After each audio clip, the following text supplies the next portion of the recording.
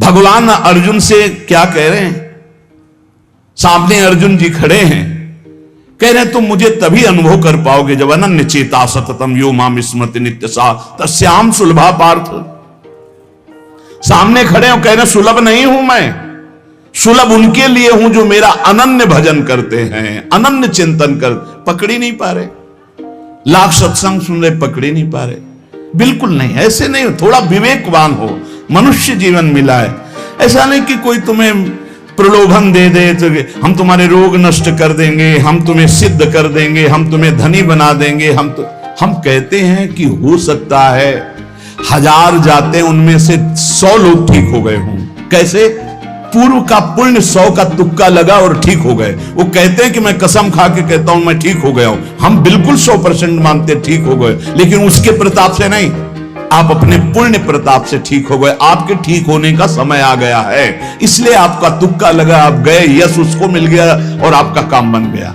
हमारी बात को समझो।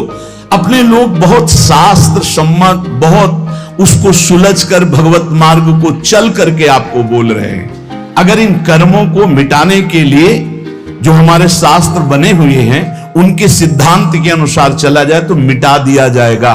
लेकिन जब मिटाने की सामर्थ्य आती है तब लगता है अब इसको रख के क्या करेंगे, हमारे को तो प्रभु के पास जाना है, हमें तो दिव्य भाव देह प्राप्त है, हमें अपने स्वामी, अब इस शरीर का क्या करेंगे। तो जैसे सांप अपनी केचुल से संबंध नहीं रखता, ऐसे महापुरुष अपने शरीर से संबंध नहीं रखते। आप हमारी बात को समझ नहीं पा रहे, भटकते घूम रहे, मारे घूम रहे, क्लेश, अशांति, नाना प्रकार के दुख। अरे भाई, भगवान की शरणागति प्रतिपल परमानंद प्रदान करती है। क्यों नहीं शरण में हो जाते? क्या तुम्हारा पांच भौतिक देह नहीं? क्या हमारा पांच भौतिक देह नहीं? क्या तुम भगवान के अंश नहीं? क्या हम भगवान के अंश नहीं? अंतर क्या है? तुम संसार का चिंतन करते हो, भगवान का चिंतन करते हैं, तो क्या तुम भगवान का चिंतन करके नहीं बन सकते महापुरुष? क्या तुम स्वयं ऐसी शक्तियों को जागृत नहीं कर सकते? तुम सो रहे हो, जागो, भागने की जरूरत नहीं। ये जो गलत इंद्रियां जा रही, इन इंद्रियों को रोकिए, भगवान की तरफ लगाइए। नहीं लगाओगे तो कहीं भाग के चले जाओ, धोखा ही मिलेगा, तुम्हें शांति नहीं मिल सकती, तुम्हें विश्राम नहीं मिल सकता, तुम सुखी नहीं हो सकते। इन बातों को लिख लो और पूरे विश्व में घूम के चले आओ, चाहे जहां चले जाओ, कुछ नहीं होने वाला। मारे मारे केवल घूमते रहो, समय बर्बाद करते हो। वही समय एकांत में बैठकर राम कृष्ण हरि बोलो, राधा बोलो, अभी आनंद आ जाएगा।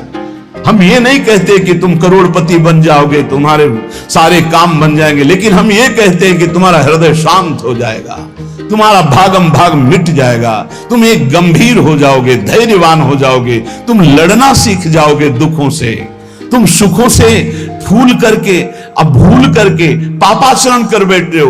दुखों में इतना तुम हो जाते हो कि अपने जीवन को भी नष्ट करने की सोच। ये सब भगवत विमुख जीव का लक्षण है।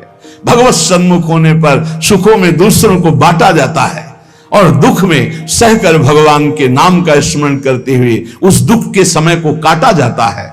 समझते नहीं।